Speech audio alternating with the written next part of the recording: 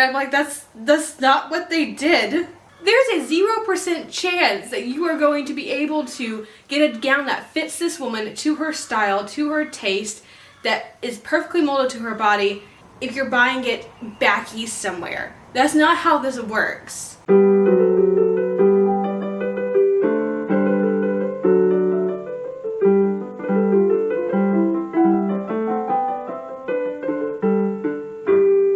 Good day, welcome. My name is Caitlin, and here on this channel I teach old-fashioned sewing skills and we make reproduction clothing, primarily for the 19th and 20th centuries. If you're regular here, thank you so much for coming back and joining me for another video. And if you're new here, welcome. So glad you're here.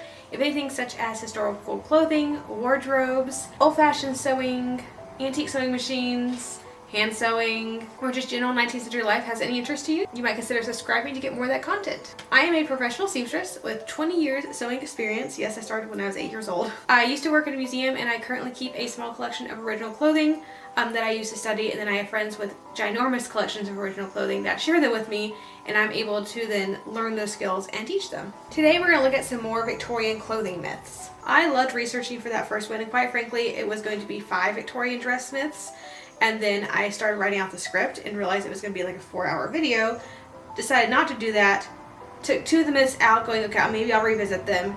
And then decided, you know what, I already have 2 myths. I already have 3 in the first video. All I have to do is come up with 1 more myth, which is super easy. Took me like 2 seconds to come up with a 3rd one. And then we have a whole nother video. So we're going to go ahead and discuss some more myths. So technically this is a part 2 video. If you haven't seen the first myth busting video, I will link that above, but this is not a continuation. You can watch this one and then go to the first one later. You don't have to watch the first one first. But I do highly encourage you to watch the first one. I do think we're going to do these myth busting videos on a regular on this channel.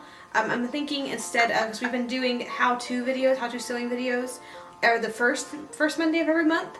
Every other one is going to be a myth busting video, and the other off months will continue to be the how-to videos. For now, eventually I would like to have its own day, so we have a set time every month. We continue doing our how-to videos every month. But for this year, we're going to see how this goes, since it's a newer segment. And then we'll see at the end of the year how we want to continue this. Honestly, I've been studying antique clothing for over 15 years now. And it just shocks me sometimes how little I actually know. Even though I spend a lot of time researching, and it's a hobby of mine. Like, I look into this every day. I enjoy this. This is kind of how I wind down looking at, I like solving puzzles. So when I come up with a question, or if someone else comes up with a question I don't know the answer to, I go into rabbit holes of research where I will just spend weeks looking at nothing else until I understand a concept. But then sometimes that leads to more rabbit holes. Try to research those, and I just have folders and folders and folders on my computer of just things to look into one day that I haven't quite gotten to. But at the same time, the things I do know, the things I have researched, I forget that's not common knowledge to everyone. And I do a lot of things. I teach a lot about historical sewing skills on the channel, which is wonderful. And this kind of does still fit into that because it's still clothing related. But I would like to also do some cultural myths and other things other than just clothing. But I do think it's important, since I have done the research and I have friends who do wonderful research as well, that it's just time that it all gets shared. And if you've been on this channel for any length of time, you know that we deal in primary documentation here. We don't do, well, my grandmother says that in her mom's day they did this.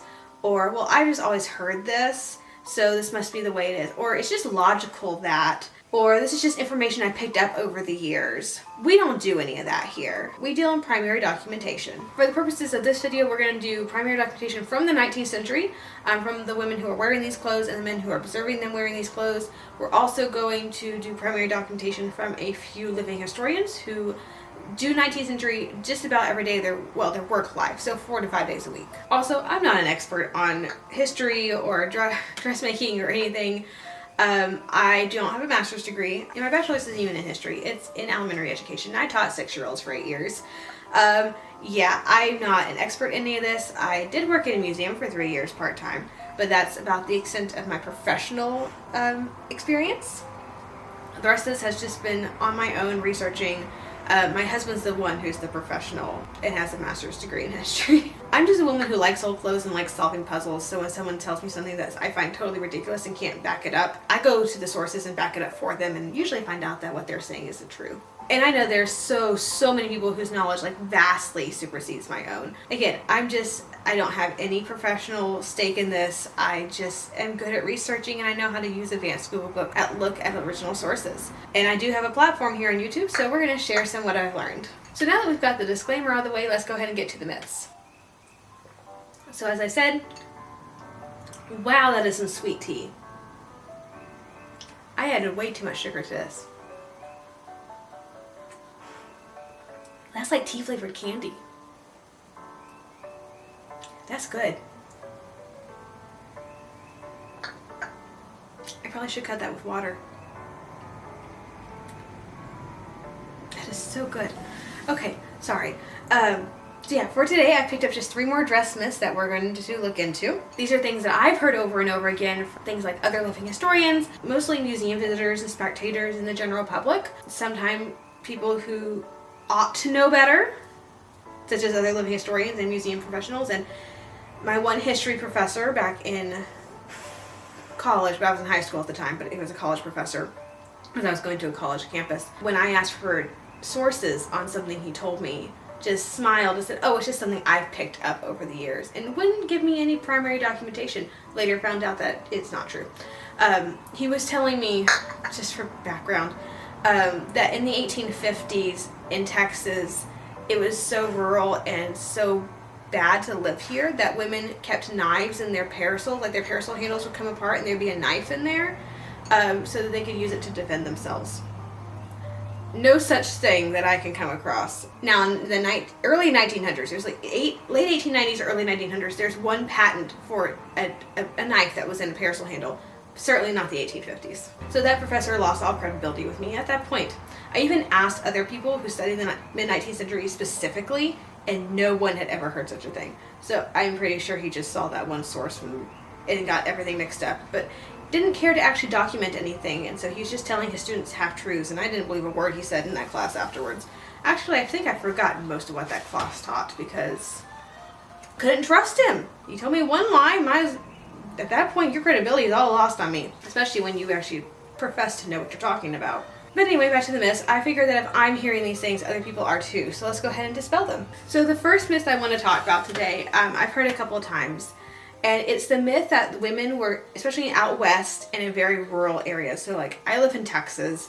There's a lot of myths about Texas being extremely desolate in terms of you couldn't get anything that they could get back east. And further out west, on the Oregon Trail and California and Oregon, Washington, all those places in the mid-19th century, you hear a lot of the same things of how absolute desolate, of just how uncivilized everything was.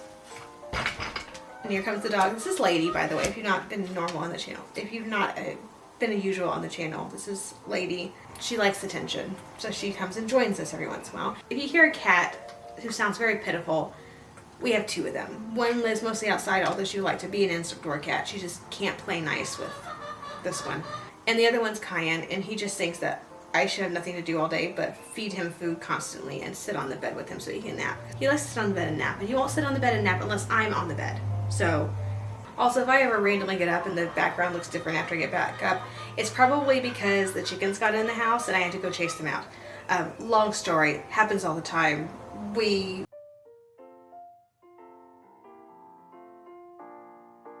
chase them out and move on.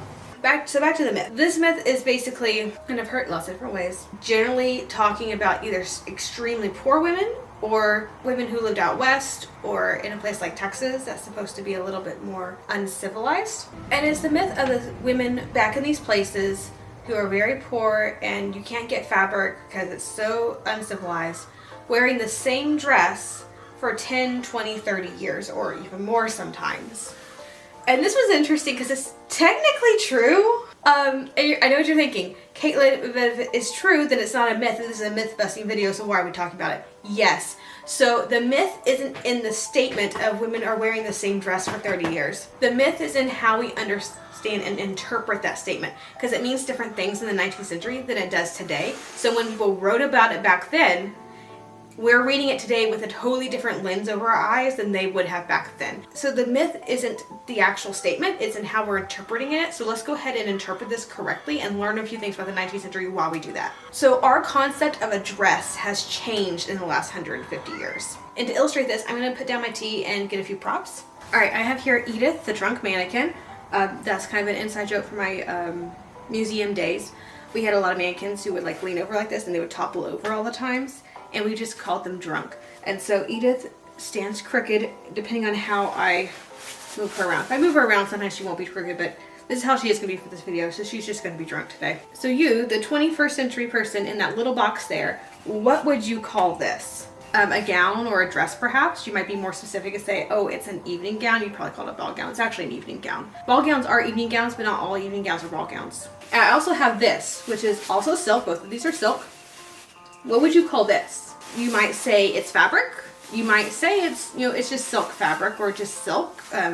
You might be a little bit more specific and say it's a length of silk fabric, maybe cloth. So if I tell you in the 19th century, both of these things are dresses, just how they are, like this. This is a dress, this is a dress. And look at it, I have this, and it's a nightgown. If you can't see, I know it's hard to see at the angle I have. But I'm short and Edith is tall, so this is just how we're gonna have to do it. Also, if I move her, I'm afraid she's gonna fall over. Maybe that, okay, maybe. It's a nightgown. And then here I have fabric to make a nightgown, although this is gonna be a 21st century modern nightgown, so this is not historical fabric. It's still fabric and it's gonna become a nightgown. It's still fabric, it's gonna be a nightgown, so we're gonna use it for this illustration. So in the 21st century, we'd call this a nightgown, and this would be fabric. We might be more specific, and if we bought it specifically to make another nightgown, we might say, oh, it's fabric to make a nightgown. We might call it cotton flannel, flannel. Lots of words we could use to describe this, but we wouldn't call it a nightgown, because it's not a nightgown yet in our minds. But again, if we knew what this fabric was gonna be when it grew up, we would say, it's fabric to make this thing. In the 19th century, both of these are nightgowns, or night dress more specifically, because night dress was typically used more often than nightgown. Are you confused yet? Garments are called by the finished product no matter where in the stages of completion that they currently reside. Just fabric is still a dress as long as it is in dress goods, a length long enough to make a dress, and intended to be a dress. It's still considered a dress. We see this illustrated countless times in diaries and stories of the time. In 1860, there was a book published, The Girl's Birthday Book, and it also illustrates this point. So in the story, it's actually a collection of stories. And in one of the stories, there's this little girl named Jenny who has a mother who, let's just say, has anger issues. And Jenny really wants to please her mother, and so she comes up with this idea of, I'm going to buy my mother 2 chemises to make her like me, basically. It's really sad, okay? And so she's at school and she tells her teacher of her plan, and the teacher's like, oh, that's a wonderful idea, sweetheart. I am going to make you earn the money to buy your mother chemises because it should come from you, not from anybody else. And so Jenny earns the money to buy chemises. And so her teacher goes to the store and buys the chemises for the young child. This child's really small, she couldn't go to the store by herself. And it says specifically, Jenny's teacher, I don't remember her name, but Jenny's teacher went to the store and she bought the 2 chemises for Jenny's mother. Now in our brain, when we're reading the story, we're seeing in our brains 2 chemises. She literally bought 2 chemises. They are made up, they have a little yoke, they maybe have embroidery worked on them, they have little sleeves, and it's completely made up, right? That's what we're seeing in our brains. That's not true. Because in the next paragraph, we see Jenny and her teacher cutting out to the 2 chemises. Now our 21st century brains are reeling because the author just said, oh, she bought 2 chemises, but now she's saying, oh, we're cutting out 2 chemises. That's because they're cutting out the cloth to make chemises. What is going on? Real quick, I'm going to get rid of props so you can actually see me a little bit better, and I'm not like shadowed in between the dress or nightgown, and the dress is underneath the nightgown. All right, there we go.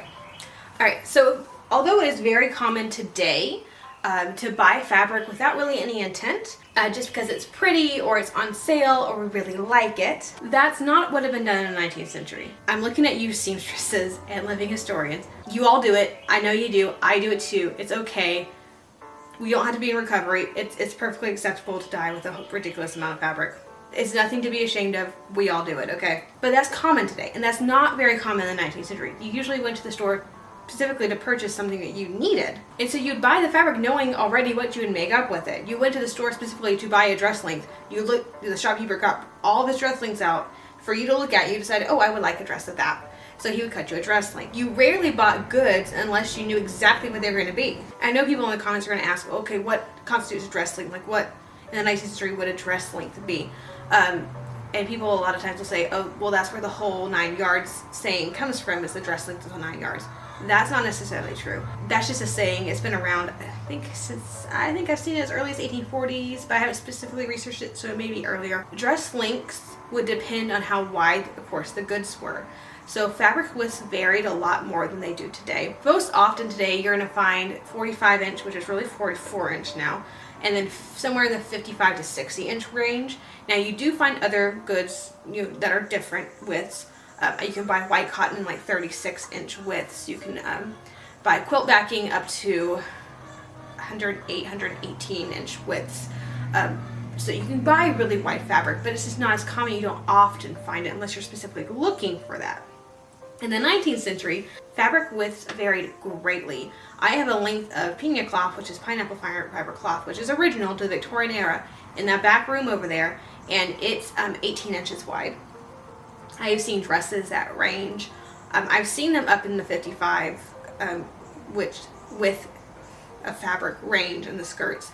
I've also seen them 15 inches wide. I've also seen them 24 inches wide, and everywhere in between. So really how much you needed to make a dress very much depended on how wide the fabric was, because you need a lot more fabric of a 24 inch width fabric to make a dress than you would a 55 inch width fabric. So case in point, I recently made a Regency, well, it's an 1820s gown out of wool, and I bought 6 yards because that's usually how much it takes me to take a dress, forgetting that this was 60 inches wide, and 1920s I don't need or 1820s I don't need as much fabric as the full 6 yards. And so I think I made a dress out of 2.5 to 3 yards. I have half my fabric left over. If I was using a 44 inch wide fabric, I would have probably needed at least 4 or 5 yards to make that same gown. So how much a dress length is does depend on, you also have to think about what time period is this, because 1810 Regency, Jane Austen-esque, although it's really not, era, what we call Jane Austen era, requires a lot less fabric than the 1870s with all those lovely bustles. So it really, really depends on the time period you're talking about as well.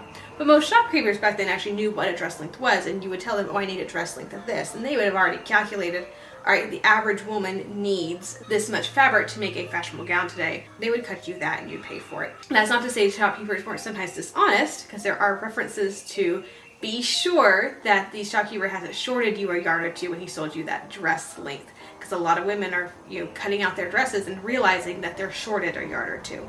But all that to go back and say that when someone buys a dress in the 19th century, they aren't buying a dress like we saw earlier. They're buying the fabric to make themselves a dress. But it's still intended to be a dress, so it's still called a dress. And this is a personal pet peeve of mine.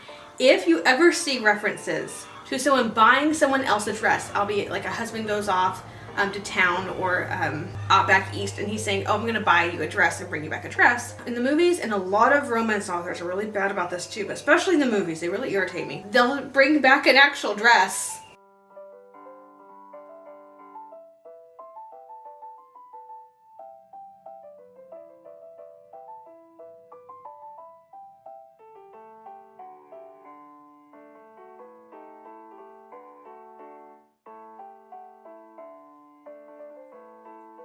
That's not how it works. That's not how any of this works. And I'm like, that's not what they did.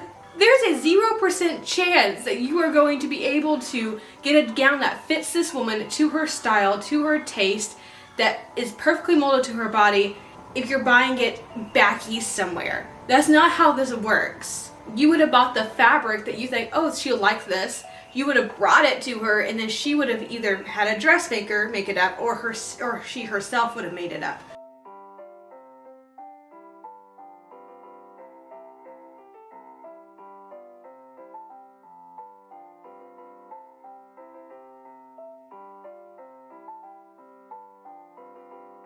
If you don't understand 19th century life and you're not understanding how these things were played out, you're not fully understanding what's going on. But I think it sometimes plays into the romance of the past in our brains, where a husband can go buy a dress for his wife and have it perfectly fit her because he knows her body so well, And that's just not how this worked. We talked about this briefly in the last myth busting video, but you could not buy ready-made dresses at this point in time.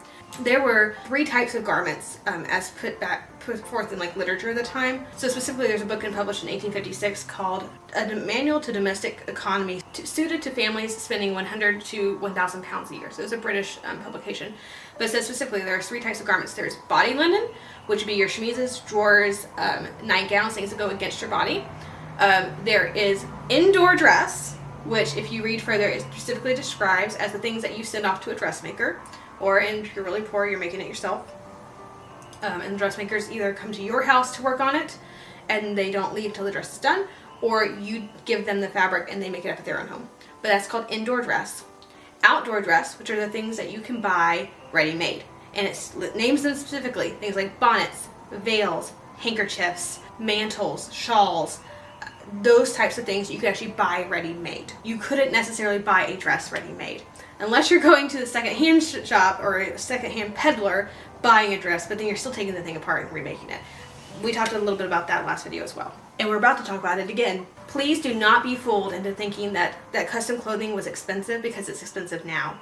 That was the norm back then. Everything had to be custom made. It was not off the rack. Unless, of course, it is those things like shawls or bonnets and veils and handkerchiefs, things that really would fit almost anybody. Those are the things that you can buy ready-made, not a gown.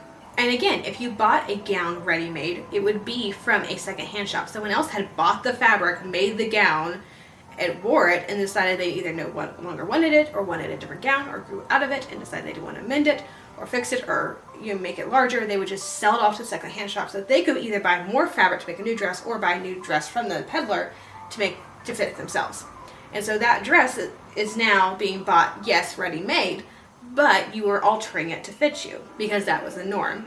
It is a rare day indeed that I see a mid-19th century gown with 0 signs of alterations. It's extremely rare. More often than not, there are very clear alterations, and often by someone who didn't know what they were doing. I have one bodice that's 1860s. The lady who's wearing it either grew 3 inches in the waist, or a second owner was 3 inches larger in the waist, and so she needed to take out the dress quite a bit. And so she does it under the arms because there's a lot of extra fabric under the arms. And so she does it, she gives, 1.5 inches on this side, 1.5 inches on that side. Most mid-19th century bodices are piped at the bottom. And so she just cut right through that, cut through the seam, expanded it with the fabric that was already there. And instead of adding more piping to kind of make all that and finish it off, she literally just left the cut piped edges, and then she folded under the raw edge of the, the fabric that wasn't added, but she made the seam allowance smaller so it was bigger on the outside. And then she just back stitched like a scant 16th inch from the edge to make it look like piping, but then left the raw edges of the piping just sticking out on either side. And then she wore it. So yeah, that's how she handled that. There's also some really awesome mending patches under the arms where she really wore it out, and that makes me really happy. This dress was very well worn. And she clearly did not care about the quality of her sewing. She just needed a dress, and so she was going to make it fit her. But back to the myth. So we see clothing for what it is. It's finite, unable to change. And so when we shop for clothing, we see a dress, and in our minds it's always going to be a dress. So we buy it intending it to be a dress. It'll continue being a dress. We rarely ever think of it as anything else other than the dress, and we're tired of it, or it doesn't fit anymore. We either throw it away, or we give it to Goodwill, or try to sell on Facebook Marketplace or something of that nature. But in our brains, it's always a dress. We very rarely think about it. We're getting better. Pinterest has helped a lot. The whole zero waste movement has helped in this situation. But taking the fabric and remaking something else. But it's still considered a lot of work, and we don't do that nearly as often as they used to.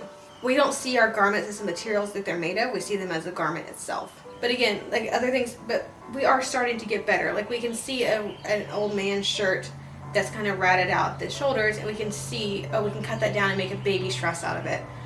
Or we can take old blue jeans and make a skirt from it. So there are people who are starting to understand this concept, and we're calling it upcycled, when in reality that was just the norm 150 years ago. But we would also never take that garment and make the same thing again, just in a different style. So we would never take that dress shirt example and take all the seams out, recut it to a new style, and make another dress shirt. We would never do that. That's, in our minds, stupid. But also, our fashions don't change like they did in the 19th century. We have a very slow change in terms of clothing than they were having in the 19th century, which changed very regularly. And so there's no reason to cut a shirt out and restyle it, because men's shirts haven't really changed since almost 100 years. I think they look the same as they did in 1940, but there may be construction details that I'm not aware of, but they look the same. That was not the same in the 19th century. Fashion changed all the time, like seriously, all the time. And we're going to talk about fashionableness for a bit. We're going to talk about it more later, but just for a bit now. Let's just say that the vast majority of people were staying relatively within fashion, regardless of their social status. So taking an older gown and restyling was totally normal back then. Sometimes every year, sometimes every 2, 3, 5, 7 years, a dress would be refreshed and brought back. It really depended on the person and the style of gown, fabric, and that sort of thing. Let's go through an example. And this is in the back. It's not a true story in the sense that I read about this specifically happening, because no one really documents a single dress's life. Like, you make it up and you wear it, but then you sell it off to the secondhand shop, or you remake it to your child's dress. We rarely see examples that are documented of this is exactly what happened in the life of this dress. But here's an example, and it's based off two original bodices that I own that you can see clear alteration sign. So these are things that could have happened to this gown. So it's a black silk dress. We're going to start in the year 1855, okay? Would you like pets? Come on up. Come here. Okay. So it's a black silk dress. That's a great working class, nice dress. There's a quote. It's one of my favorite quotes. Is that if a woman is able to have but just one silk dress, let it be a black silk, because black is never out of place for visiting or for church or for a funeral. You can wear black anywhere at any time. It's always fashionable. It's a nice color. It goes with everything. It's never out of place, which is probably one of the reasons that most of my original silk gowns are black. So let's just say she makes a basic, regular, round, high neck, basic round waist, gathered waistband, so that the top is all gathered here instead of pleated. We're going to gather it, and bishop sleeves, which are kind of the big old poofy sleeves that are poofy here all the way to here. 2 years later, she's had a baby, and the dress no longer fits. Okay, so it's 1857. She keeps the gauge skirt. She just makes it a little bit wider. While she's fixing it up and making it so she can actually wear it again, she's going to think of, okay, what are the fashions? Bishop sleeves are still okay. We're still going to leave those in. It's less work. But you know what? There's this fad going around where we're doing 3 darts in dresses. Okay, just instead of regular 2 darts, we're gonna do 3 darts. You know, that's kind of a cool thing. All the girls are doing it. So I'm gonna go ahead and put in 3 darts. I'm already having to take out the waist to make it 3 inches bigger. So let's go ahead and put in darts, and might as well do the 3 darts because that's fashionable, right? The skirt has to be re-gauged entirely because with the new baby, she's getting a little bit of a tummy, and so her skirts are now uneven at the hem. So that needs to be rebalanced. So the fabric that's turned over at the waist, she has to pull that out a little bit. Just leave a little bit less tucked in to make her skirts even on the hem, but she's gonna have to re-gauge it, set it to the new waist that's now 3 inches bigger, and she's good to go for the next couple years. Not to mention that her whole dress actually needed to be balanced anyway, because now everyone's wearing cage crinolines. It's 1857, so we need to fit this gown over a crinoline. So the whole thing gets rebalanced, re-gauged, put into that larger waistband. She's good to go for another couple years. So she wears a dress for a couple more years, and then by 1860 she's had another baby. And the hem, you know, is getting really ratty at the bottom because she wears it a lot. It's her nicest dress. So she takes apart the dress, takes out the gauging that she's done, flips the whole dress over so that what was at the hem is now up here, and the nice crisp things that's been set at her waist is now at the hem. So she can re-hem it or put the new facing in, do the little hem tape, fold it in the ratty part to make her nice crisp edge to do all her gauging and pleating. But also because she's gained a little more weight with this last baby, she's going to reset the waist darts again. This time, you know, the fad for the 3 darts hasn't stuck around, so she's going to do 2 darts, which is more normal. And then she's going to actually pleat the skirt, because that's a little bit more common at this point. Although even in the 1850s, you're seeing a lot more pleated with silk than you would gauging. But now gauging is definitely kind of going off to the waist side. We're going to put in pleats in the skirt, so we're going to have to redo it anyway. A few years go by and it's 1863. Bishop sleeves are pretty much out of style by this point. But you know what? There's so much fabric in those. Really easy to take it apart, lay it flat. It's just a giant rectangle, and you cut coat sleeves out of it. Perfect. We have new fashionable sleeves. Fringe as a decoration was really common in the late 50s, all the way up to about 1860. But by 1863, it is out of style. We're using more militaristic style trims. So we're thinking like ruching and pleating of various trims. And she gets some nice ribbon and she pleats it. And she sets it kind of in a circle shape on her. And now we have a new fashionable dress. 3 years later is 1866. 1863, we're starting to see the rectangular skirts go away into gored skirts. But by 1866, this is definitely a trend here to stay. So we're going to take apart that skirt, cut it into new fashionable shapes. That way it's still full wear in the bottom, but there's less fabric up here, so it's a little bit more streamlined. The old skirt is not going to fit over an elliptical cage. So we already need to change it out. So we might as well go ahead and put the gores in while we're at it. And also, those gores, we're cutting out some fabric at the top.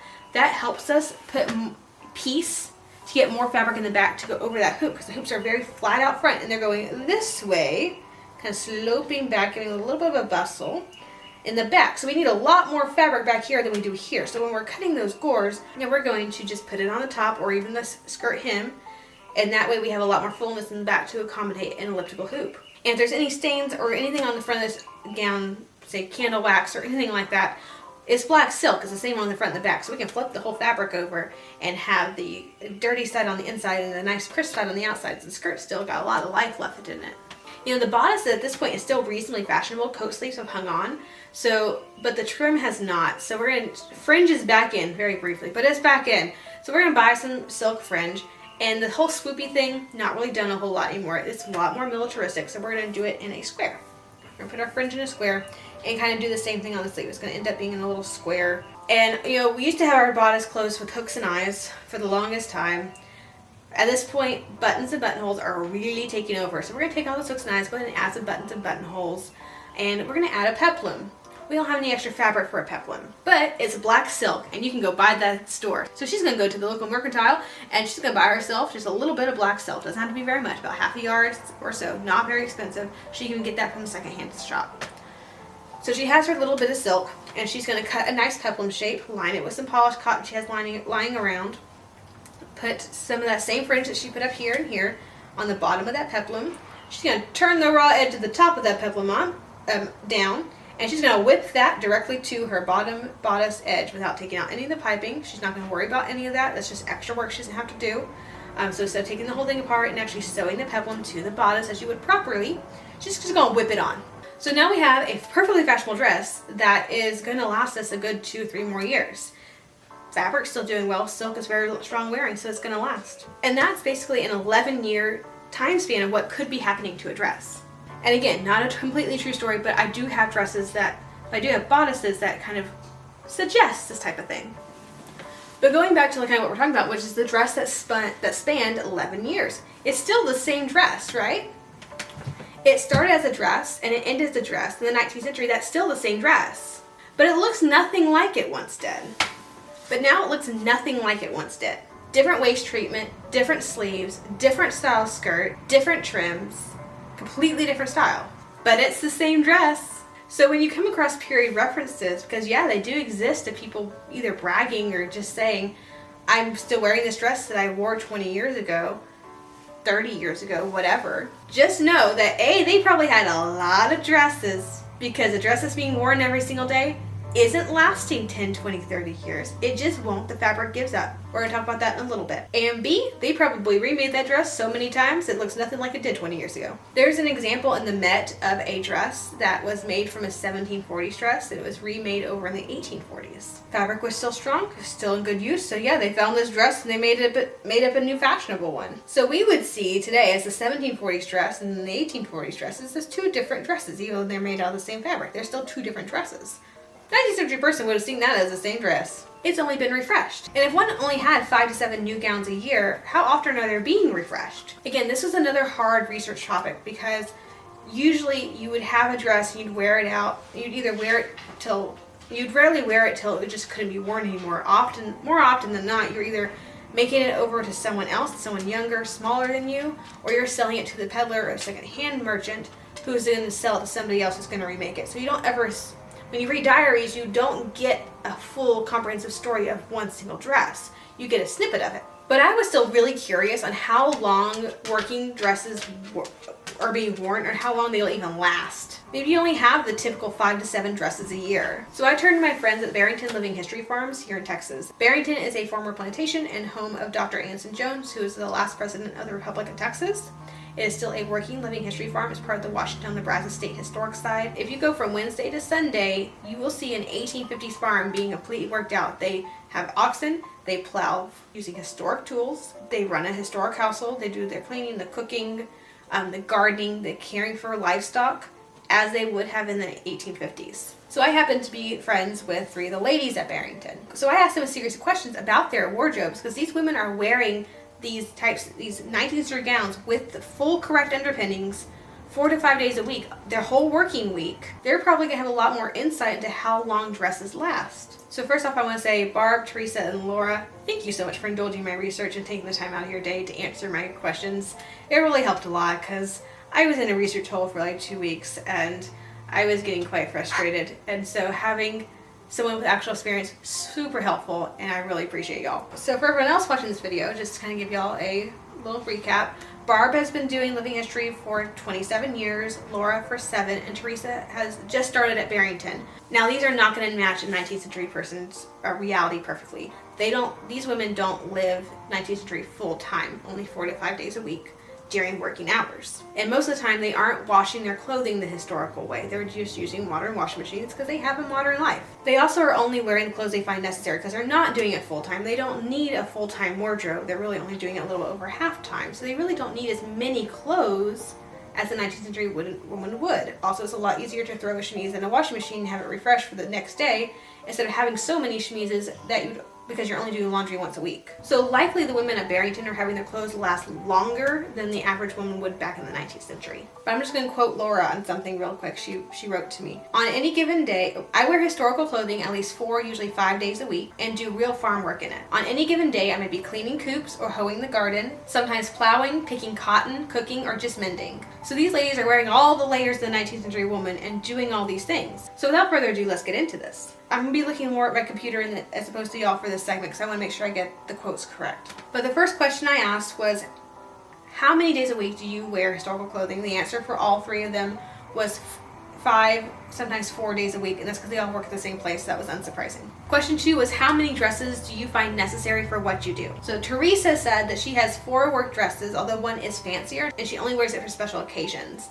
She also has a nice wool Christmas dress that rarely gets worn. Laura has 1 nice day dress, 2 work dresses, plus a short gown and petticoat, which in the period would have been called a sack and petticoat, which is another extreme working class rural garment. She also has a warmer wool dress and plans for a silk evening gown, although she hasn't made that up yet. Barb says she has at least 3 to 4 dresses, which will last her a couple of years. Barb does say that she washes her dresses once a week, unless they're filthy, and she washes them more often. Question 3 was, how many basic undergarments, so like chemises and drawers, do you own? Teresa says that she keeps 3 chemises and 3 drawers.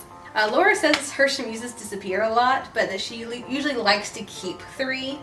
Especially in the summer for when she's like sweating through them every day. She has a pair of flannel drawers and then also a pair of regular drawers that she wears either when it's super cold or when it's really hot and her legs are sweating and she doesn't want her chemise sticking to her legs. She'll wear her drawers. Barb says she also owns 3 chemises and 3 drawers, but that she generally wears them a week at a time. Question 4 was, how long do your clothes last, or how often do you have to replace articles? Teresa has not been at Barrington long enough to actually replace anything yet. On this subject, Laura said that she still has a chemise from 7 years ago that is still in good shape, except for a patched hole where her hamster chewed a hole through. And by the way, Laura's hamster, Marshmallow, passed away fairly recently, but he was so sweet. Whenever I go to Washington, Nebraska for events, I usually stay over at Barrington and sleep there, and Laura and I have what we call Barrington sleepovers, which are like the best sleepovers ever. And she would bring Marshmallow. He would just stay in the office instead of the actual house, and he'd just roll around in his little ball, and like he'd go up on me, like go under my clothes and through my sweaters, and he was the cutest little fluff ball. So sweet, and he will be greatly missed. Back to clothes, Laura does say that in her experience, her aprons and work dresses tend to last her about 2 years, but her nice day dress is still going strong 7 years later. Barb says that her clothes tend to last her 4 years, but things like caps, socks, and aprons need to be replaced more often, about once a year. Question number 5 was, do you have records of what the average person in terms of clothing in your area, or that you try to replicate?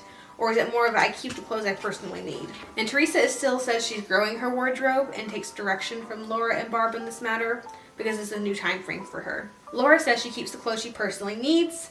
She does say, and I quote, I've heard the average person has a lot more clothes than you might expect, which is That's what we debunked in the last video, is the myth of most women only having 2 dresses. Barb says she keeps what she needs plus a nice outfit. Question 6 is, what are some period tricks that you do to keep your clothes lasting longer? Teresa said they do a lot of mending and patching and altering, and when a dress is falling apart with no hope, it gets repurposed into a petticoat or patches. Laura says it depends on the dress and the color. I really love Laura's thoughts on this particular question. She says she's over-dyed dresses before, especially light clothes, but they didn't stick and they didn't look great after a few washes. She had one yellow dress that she re-dyed 2 or 3 times before it got sent to the rag pile because it was so raggedy and dingy. So now Laura goes for darker colors that won't fade as much. She also mentioned, and I love this because I never thought about this, Laura said that she wears the more broken in and worn dresses in the summer because they're lighter, because they're worn and therefore are cooler, which I thought was really interesting. I had not thought about that before. Laura had one dress with bell sleeves that she turned the hem in. Laura also says she likes to put hem tape on the bottom of skirts or they'll become ratty really quickly. She also talked about regathering a bodice to make it fit better, but also she could redo the gathers into where the faded parts didn't show. So putting this kind of behind so it made the dress look nicer. And she said that mending and patching is a constant chore, especially on her petticoats, and that most things tend to last at least half a year before needing to be fixed constantly. Barb mentioned that mending is a monthly task and that she has done all the tricks including over-dyeing. Question 7 is, what do you do with worn out clothes? Are you able to find practical uses for the materials, or do you wear things out to an unusable state?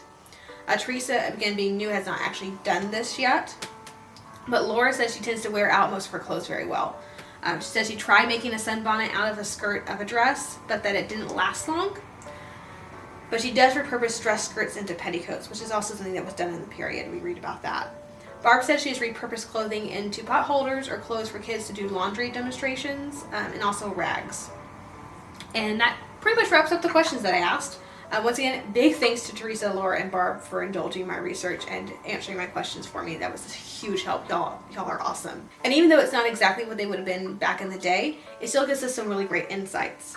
Again, we're not taking into account, they had an average of 3 working dresses each, which is very much on the sparse end when you look at mid-19th century life, but you do also have to think they're only in 19th century life about half the time. So if you double that to 6, that's a pretty good average number that we're seeing in the period, and that's not generally including their nicer dresses. So add another, that would be 7, which is very normal. What we saw in our last myth busting video was that 5 to 7 number for the average woman. Of course, the smaller number of dresses you own, the more you're wearing them, quicker they're going to be worn out. You're going to have to buy more to replace them. So having a few more dresses helps combat the wear so your dresses are lasting longer. And again, we're not taking into account that they're not using historical laundry practices, which tend to be very abrasive and cause your clothes not to last very, very long. We are not taking into account the fact that fibers are different back in the day, whether for better or for worse, and that our dyeing processes and how we care for fabrics is different nowadays. So none of that can be accounted for. But still, we have some really great insights, such as when Laura said that her work dresses tend to last for about 2 years, but her nice dress is still going strong after 7. That's because she's not wearing that nice dress very often, so it's going to last a lot longer. So when you look at these dresses that are being worn for 10, 20, 30 years back in the period, or the women are saying that they are, not only are they constantly being refreshed to be more fashionable, they're also not the dresses that are being worn every single day. Cheap materials don't last very long, and that's the same in the 19th century as it is today. You can buy cheap materials back in the 19th century. People think that everything was just much better quality back then. That's not necessarily true. They had cheap stuff. There were things that were specifically called. They could buy cheap silk that wasn't supposed to last very long.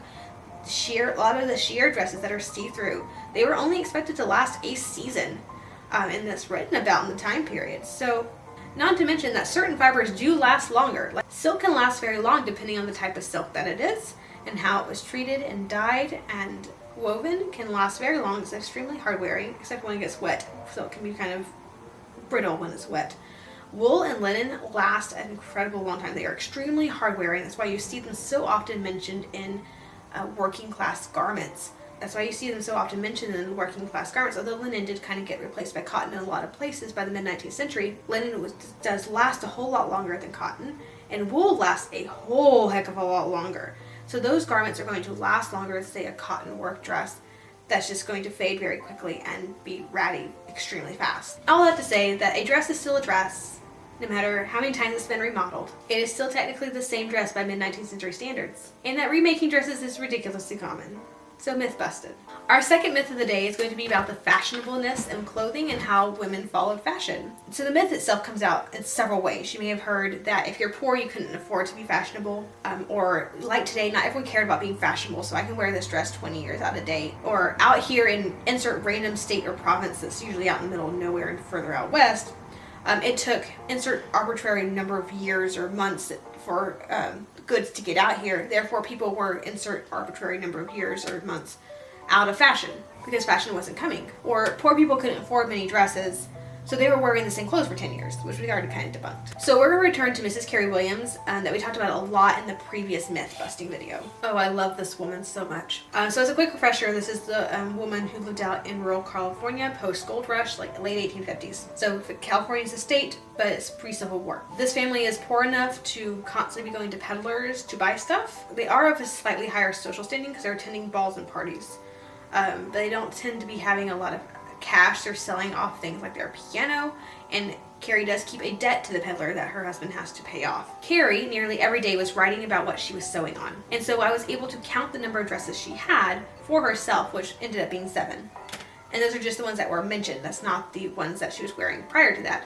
So it was actually 7 dresses and it was 3 wrappers. So technically 10 outfits total. And that was just in that little 1-year window. Again, I love this woman who's been dead 100 years. I wish everyone back then marked these wonderful things like how many dresses they owned. I mean, this woman is interested in all the same things I am. So it's like, oh, I love reading your life because this is perfect.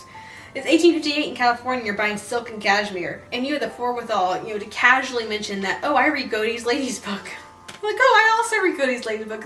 How fun. I feel like we'd be best friends. And not only that, she's actually getting other fashion magazines as well, such as Harper's Weekly and also Graham's Fashion Magazine. She gets the December issue of Godey's for that year on December 1st. Not out of date at all. She's getting fashions on time.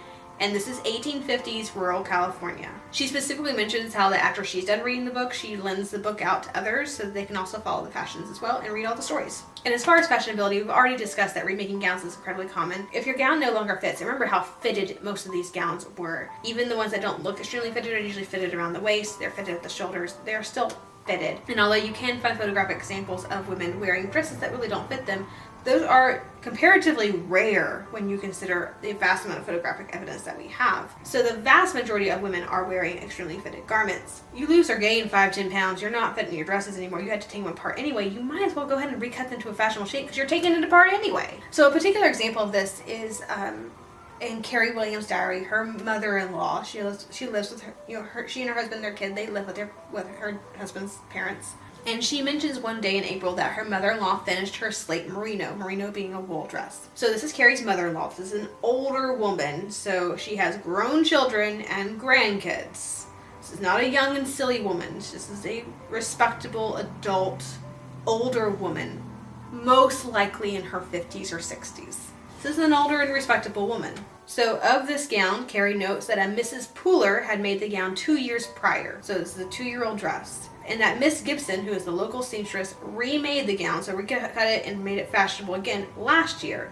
And now the elder Mrs. Williams has taken the dress completely apart. Bought it secondhand, first off, taken it apart, and has now finished it for herself. That is at least 2 remakes in 2 years.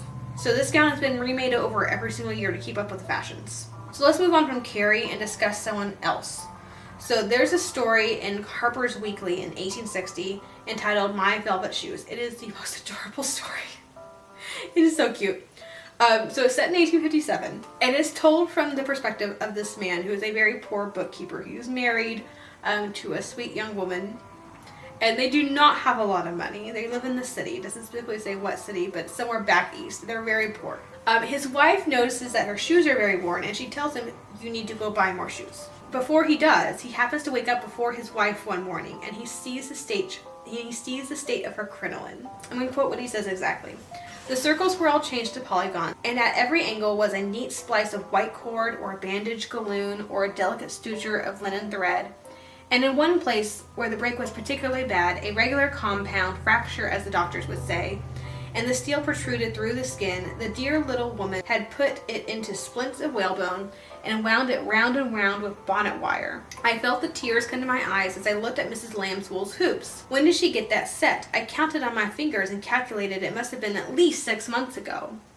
It was a regular old-fashioned champagne glass figure, and I reflected that had Mrs. Lambswool married someone besides a poor bookkeeper, she would have had at least 2 new sets since that was bought. So what does this tell us? Well, for starters, it's telling us that our hoop shapes are changing so rapidly that a hoop skirt that is 6 months old is incredibly out of fashion, and it tells us that women are generally purchasing at least a new hoop every 2 to 3 months. By the way, that just boggles my mind. I've read this about 10 years ago, and it still boggles my mind, and it bothers me so much that I only have 3 hoops. I have my hoop that I wear for like 1856 all the way up till 63, and then I have a hoop that's like from 63 to 64, 5, and I have my true elliptical hoop, which is takes me up to 66, 67. And it makes me feel so bad because I'm wearing that first hoop. It can't be right because the fashions are changing so much. If I'm a living historian who does that entire time period, I can't own, let's see, at least 2 or 3 sets. So that's 3 sets for 6 months, 6 sets a year for the 10 years of crinoline. That's 60 hoops.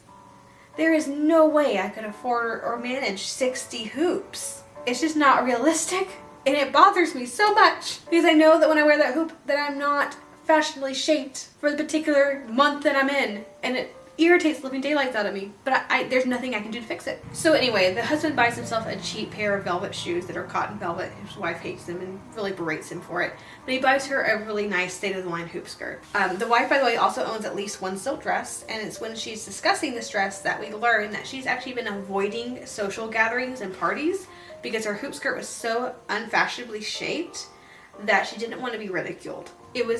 She would have been seen as unrespectable for not caring about her appearance and not keeping up with what was expected of her. But because she has this new hoop skirt now, she gets so excited planning out what to wear for the next social invitation after getting her new hoops. So you see, dressing well and reasonably within fashion was showing others that you are a self-respecting, good, upstanding Christian woman. If you wanted to appear as an upstanding member of society, you were staying relatively within the ranges of fashion and what fashion deemed to be acceptable. Now, we're not going to confuse following fashion with following fads. Those are 2 different things. We today tend to think them as synonymous, and that's not how they were in the 19th century. You can be fashionable and not follow any fads. Fads are usually very short-lived, and sometimes they're very regional, so you only see something in a particular town even, or a county, or even a state or a region of the U.S., or somewhere else, if you want to stay on the peak of fashion, but you can still appear reasonably and fashionably, respectably dressed without following the fads. When you do look through photographs, you see the vast majority of people looking at least fashionable. They're staying within a reasonable amount of fashionability. Even older women are generally falling somewhat within fashion. Very old women, like 70 plus, you will sometimes see them with like the curls from earlier, still wearing caps because that's what they feel comfortable with.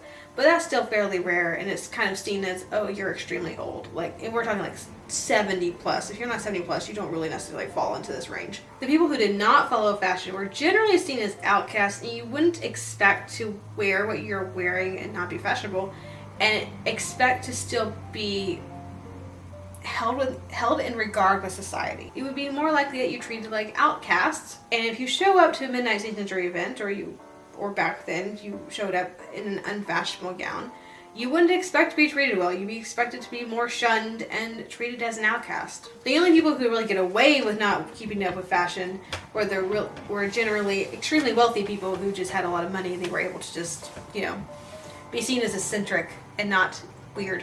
But if you weren't rich, you didn't necessarily have that luxury. So that's our myth busted. You don't have to follow fads, but you do have to be fashionable. And before we let go of this topic, I do want to touch on a few things. Mostly that even though we're talking about fashionable versus fads, those aren't necessarily terms used in the 19th century, right? So you would still be called unfashionable even if your dress looked fairly decent, which makes it even more difficult when we're reading this today, right?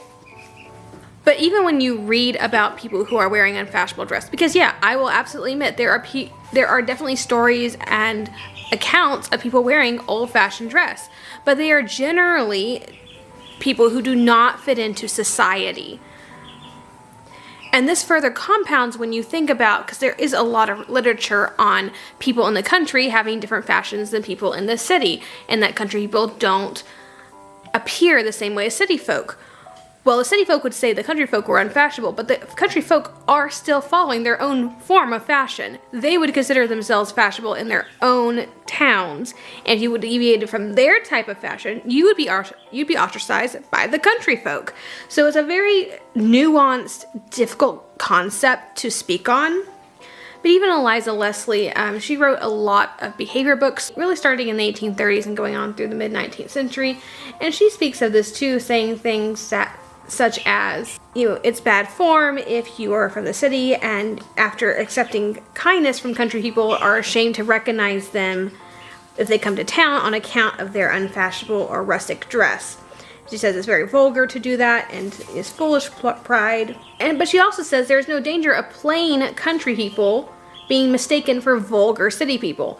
So plain country folk are going to have a sort of modesty and rusticness about them to the point where they're not vulgar, unfashionable, city people. They're unfashionable in a quaint way, which you do see illustrated in other literature as well.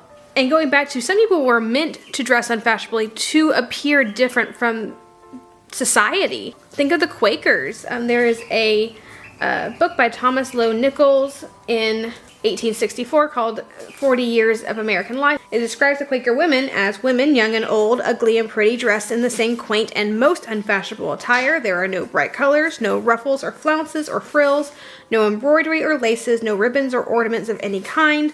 The hair is combed smoothly back under a plain cap, a three-cornered kerchief of a sober brown covers the bosom, and the narrow gored skirt has no room for crinoline underneath. But that's part of being Quaker, right? They're the plain folk. You're supposed to appear unfashionable and plain, and you're supposed to be apart from society. So their unfashionable attire sets them apart from society. But if you dress differently than society deems acceptable, again, you ought to expect to be treated as someone outside of the social norms. So Dress is a Fine Art by Mary Philadelphia Merrifield, which was published in 1854, says specifically, the subject of economy and dress, an essential object with many persons, now claims our attention. We venture to offer a few remarks on this head. Our first recommendation is to have but a few dresses at a time, and those extremely good. If we have but a few dresses, we wear them and we wear them out while they are still in fashion.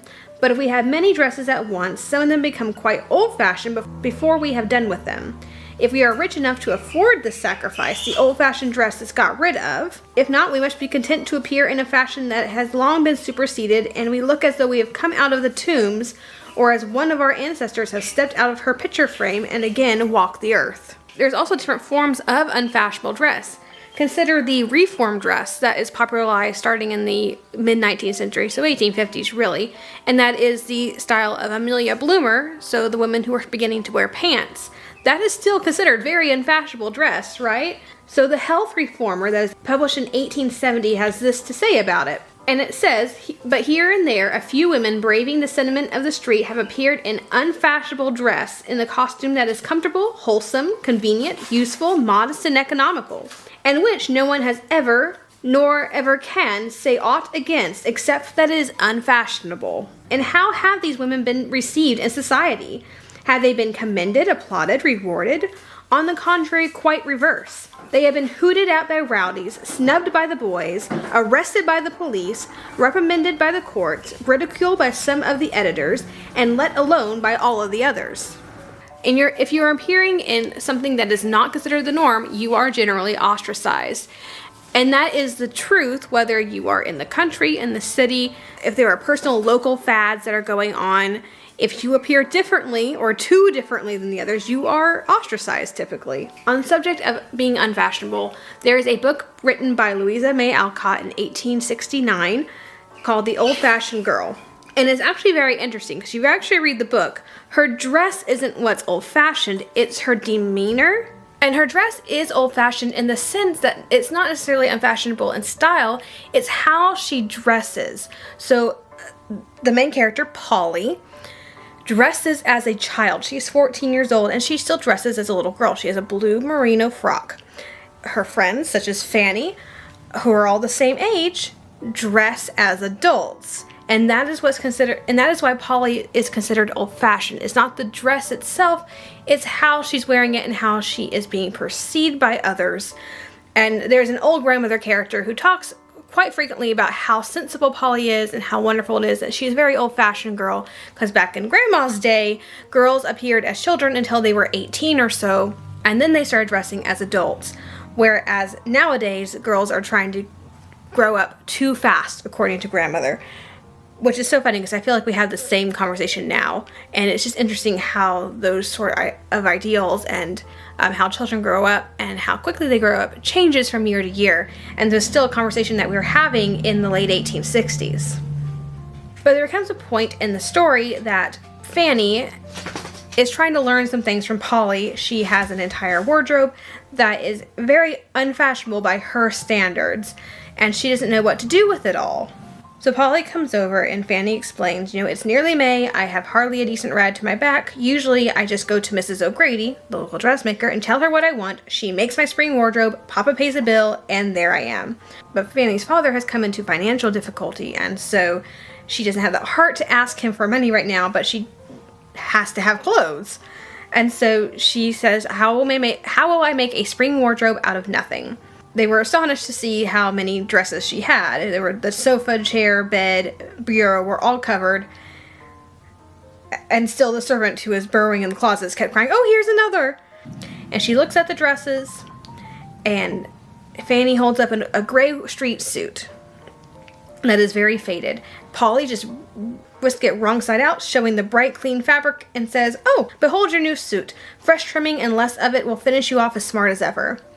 And Fanny gets very doubtful. She says, I've never worn a turned dress in my life. Do you suppose people will know? Polly very sensibly says, well, if they do, they won't hurt you. Not 1 in 100 will ever think anything about your dress except that it is pretty. I've worn turned and dyed gowns all my days, and it doesn't seem to have alienated my friends. And it actually mentions, do you ever sell off your cast-off finery, as many ladies do? And Fanny says, I don't like the fashion, so I don't, essentially. She gives it away. And then they talk about possibly selling off some of her dresses so she can afford to buy some other things as well. This idea of being old-fashioned is more of a social ideal or how you're behaving as opposed to necessarily dress. But if you are not following dress, you are expected to be ostracized. And that is illustrated in stories and recollections of the time where it talks about people who are being unfashionable, and it's usually to set them apart from the rest of the characters in the story. Because as humans, we have this innate desire to be among our own kind and people who we consider to be like us. And dress is one of the ways that we determine how people are like us. It's a stupid reason, but it's still a reason nonetheless. And even going back, I know I've mentioned this before in other episodes, but when you go back to the 19th century, and yes, you do find references to women being out of fashion, you do have to figure out exactly how out of fashion are they? What makes them out of fashion? Is it just that they're not following the fads? Are they still following the basic lines of dresses? Because you still find that typically you're going to follow the basic lines of dresses. If the fashion this year is for lots of ruffles and lace, but you're a very plain person and you don't add the ruffles and the lace, you still have otherwise what we consider a fashionable gown. It's just not in the 19th century considered a fashionable gown, even though it's made the same way. And so you can absolutely not be fashionable. That's not the problem here. It's how living historians especially going about portraying themselves as out of fashion. Because a lot of times they like to wear, say in the 1860s, and 1840s, or even an 1850s dress and call themselves out of fashion. That's not necessarily what you would do. You would remake that gown. It may not be following the major fashion fads, and you could still be considered unfashionable, but you typically aren't going to wear the same dress as it was for a very long time. Unless, of course, you're very willing to be seen as eccentric, and when you come And when you get into that, as far as living history goes, you do need to make sure that you are documenting everything and portraying a person that was actually like that and actually did do that sort of thing. Because when you go back to, say that you're portraying a town in the 1850s that had 100,000 people in it, and you have 24 female living historians at this event portraying what would essentially be 25,000 women-ish. If 2 or 3 of those 25,000, or even 100 of those 25,000, were wearing extremely unfashionable dress, how do you get the ratios right with 24 women? Unless, again, you are portraying a very specific woman that you have evidence or documentation that she did that, in which case I can understand it because you're portraying this one particular woman, but then you get to be treated. So all that to sort of clarify fashionableness versus fads, and I'm using that term, again, as a modern term because they would have considered you not following fads to be unfashionable. But it's hard for us 21st century people to get our brains wrapped around that because we think unfashionable meaning, 20, 30, 40 years out of date wearing the same garments. And that's not necessarily what was meant when people were called old-fashioned. It could be just it could be your demeanor, it was old-fashioned. It could be your ideals were old-fashioned. It could be your dress was a little old-fashioned. Those are very modern terms, and I definitely wanted to point that out for anyone who was curious. Yes, we have references to women who are being old-fashioned, but to get the ratios right and actually portray that in a 21st century reenactment or living history event would be extremely difficult. The third and final myth we're going to talk about today is the myth that they are all good seamstresses. And I don't know why people think this, I really don't, but it comes up so often that everyone thinks that everyone back then could sew and they were so good at it. I've heard it so many times how all women were expected to sew dresses, how all women knew how to sew, and how they were all really good dresses makers and they all made their dresses and unless you were super rich. And yeah, the vast majority of women knew how to sew. They didn't necessarily know how to sew dresses. There's a difference between dressmaking and regular sewing. You can embroider a cushion and not know how to put together a dress, you know? Like, those are two different things. But most times these statements are made by people who are not seamstresses. They are not sewists, I think they're called now. They aren't people who know how to put fabric together and make something. And so they see it as just, oh, sewing. So yeah, in a way, I'm not going to say every single woman on the face of the planet in 1850 knew how to sew, but a good 99% of them, yeah, they did know how to sew. But not necessarily dressmaking. Dressmaking is different than sewing. And a lot of these same people who aren't sewists think that it's a lot harder to put together some fabric and make things than it actually is. And they tend to put seamstresses on almost this pedestal of, oh, look how amazing they are, when sometimes it takes very little skill to do a particular thing. So one time in particular, I remember being at a museum and seeing an enslaved woman's dress on display. So I was really curious. It was homespun. I was really interested in this particular gown. So I was taking very detailed photos of the gowns behind plexiglass, but I was like getting up underneath as far as I could to get like pictures of it inside the skirt. I was really like getting as close as I could to like count how many threads were in, say it was a striped dress, or how many threads were in each stripe, both up and down. I was really trying to get a lot of information about this dress. And so there was this gentleman next to me who noticed I was taking a very particular interest in this dress. I don't think he worked at the museum, I think he was just a visitor, but he noticed me taking a great interest in this gown. And so he just smiled at me, he's trying to make conversation, he said, "Isn't it amazing, what an amazing seamstress this lady was. Can you see how she exactly matched the stripes on this gown? You know how much talent it takes to do that. You know, it's a curved seam that's so difficult to do." And he was just like enamored. And I just didn't have the heart to tell him that is a 16th inch stripe. You can cut it however way you want, even on that curved seam. As long as you cut the fabrics, them going the same, you're basically gonna do that regardless of whether you meant to or not. And if it's off, you just gotta wiggle it over a 16th inch and all of a sudden they match again. So it really does not take any skill whatsoever. I've done it plenty of times completely on accident. As in, I think all of my little tiny striped dresses that are like, stripes are like that big, they all match perfectly just like hers did. And I didn't mean to do that. One honestly only needs to look at a few original garments to realize that a lot of these people had no idea what they were doing. I have many dresses and bodices where I look at that and go, that's not how I would do that. Not to say I know better than them, sometimes they come up with very ingenious ways to handle things. 19th century seamstresses are my favorite because they come up with some of the laziest but most ingenious solutions to things that I now use in my own sewing. Sometimes people didn't know what they were doing, but they needed clothes, so they figured it out. And if everybody knew how to sew dresses, then why are there dozens and dozens of books and publications on how to make up a dress and how to sew a dress?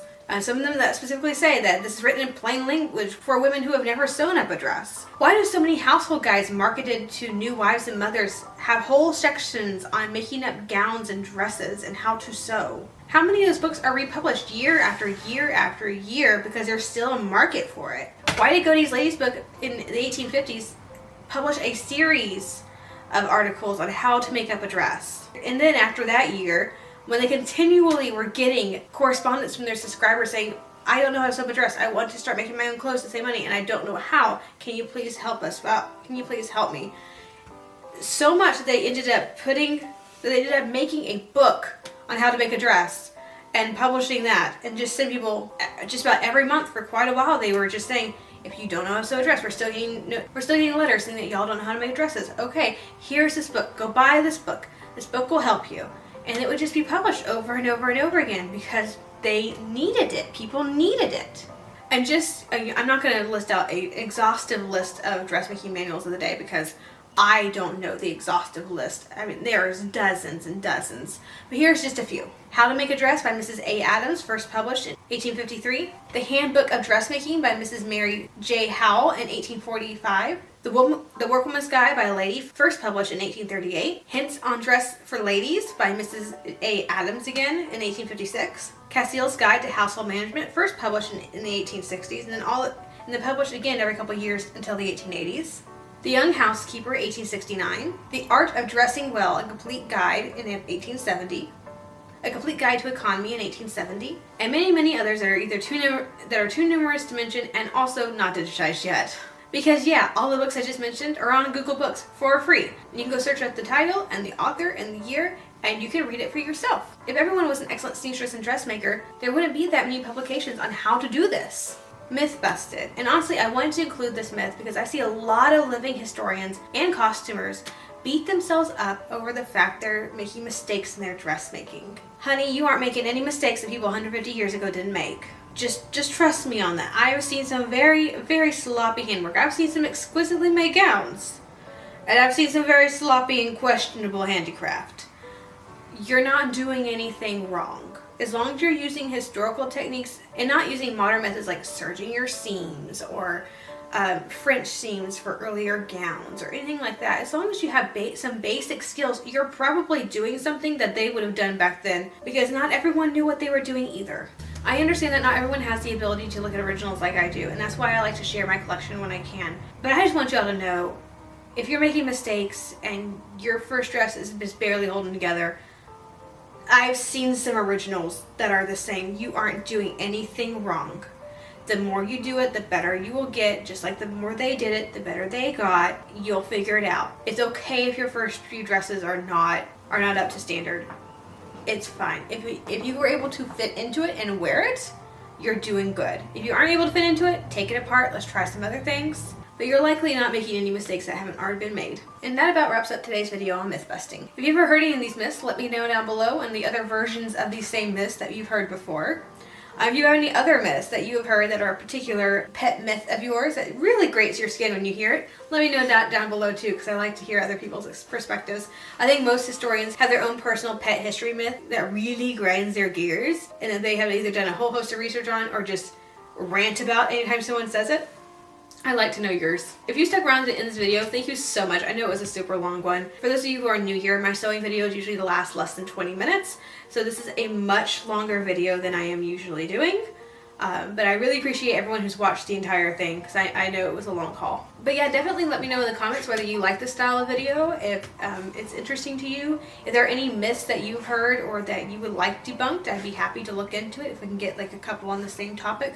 It doesn't necessarily have to be about dressmaking or dresses. Like we can do underpinnings, we could do social norms, family dynamics. I'm willing to look into a lot of things that at least are civilian oriented and like home oriented. I'm not like really big into any of the politics stuff. I'm not into anything that revolves around war or weapons or guns. That's not my forte, but I can at least talk about the family structure and like social class. That's more of the things I like to research. And with that being said, thank you so much for joining me today and indulging me in a little research project. If you enjoyed the video, please like it and subscribe to the channel. Click the little bell notification so you're notified anytime I upload a new video. Please be sure to check out that join channel button down below and see what there is offered. As always, have a fantastic week, and I'll see you back here in the next one.